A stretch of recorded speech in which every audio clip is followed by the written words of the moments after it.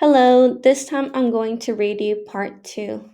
Part one was fiction, part two is nonfiction. The Learning Curve. David Sedaris is a successful novelist and satirist who is often heard on National Public Radio's This American Life in the chapter entitled The Learning Curve from his autobiographical book, Me Talk Pretty One Day. Sedaris relates events from his initial foray into teaching. A year after my graduation from the School of the Art Institute of Chicago, a terrible mistake was made and I was offered a position teaching a writing workshop. I had never gone to graduate school, and although several of my stories had been xeroxed and stapled, none of them had ever been published in a traditional sense of the word.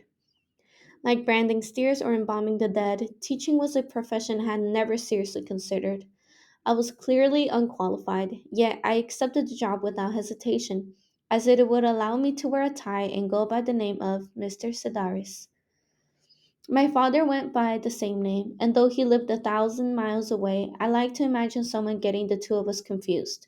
Wait a minute, this someone might say. Are you talking about Mr. Sedaris, the retired man living in North Carolina, or Mr. Sedaris, the distinguished academic? The position was offered at the last minute when the scheduled professor found a better paying job delivering pizza. I was given 2 weeks to prepare, a period I spent searching for a briefcase and standing before my full length mirror, repeating the words, "Hello, class. My name is Mr. Sidaris." Sometimes I'd give myself an aggressive voice and firm, athletic timbre. It was the masculine Mr. Sidaris who wrote knowingly of flesh wounds and tractor pulls. Then there was the ragged bark of the newspaper editor, a tone that coupled wisdom with an unlimited capacity for cruelty. I tried sounding businesslike and world weary, but when the day eventually came, my nerves kicked in, and the true Mr. Siddars revealed himself in a voice reflecting doubt, fear, and an unmistakable desire to be loved. I sounded not like a thoughtful college professor, but rather like a high strung 9 year old. My first semester, I had only 11 students. Hoping they might view me as a professional and well prepared, I arrived bearing name tags fashioned in the shape of maple leaves. I'd cut them myself out of orange construction paper and handed them out along with a box of straight pins. My fourth grade teacher had done the same thing, explaining that we were to take only one pin per person. This college, being rather than elementary school, this being college rather than elementary school, I encouraged my students to take as many pins as they liked. They wrote their names upon their leaves, fastened them to their breast pockets, and bellied up to the long oak table that served as our communal desk. All right then, I said. Okay, here we go. I opened my briefcase and realized I had never thought beyond this point. The orange leaves were the extent of my lesson plan, but still I searched the empty briefcase, mindful that I had stupidly armed my audience with straight pins. I guess I'd been thinking that without provocation, my students would talk, offering their thoughts and opinions on the issues of the day. I'd imagine myself sitting on the edge of the desk overlooking a forest of raised hands. The students would simultaneously shout to be heard. I'd pound on something in order to silence them. "Whoa, people," I'd yell. "Calm down, you'll all get your turn. One at a time, one at a time." The era of my thinking yawned before me.